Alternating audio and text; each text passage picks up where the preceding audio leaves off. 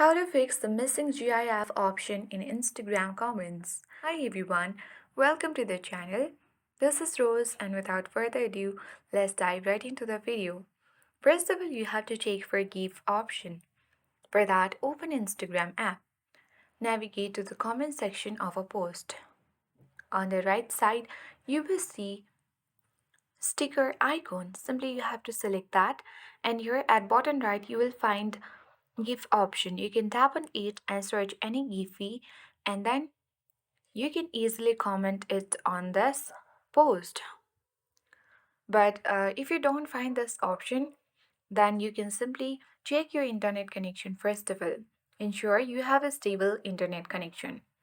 The other step to follow is simply open Play Store and make sure your app is up to date. Search Instagram app. If you find updates, tap to update it to the latest version. Now you need to try whether your issue resolved or not. If not resolved, you need to simply open Instagram application. Go to profile at bottom right corner. Now tap three-line icon at top right. Scroll to the bottom and choose help. Select report a problem and report problem without seeking. Tap include and continue and explain your issue that your GIF option is missing on comments.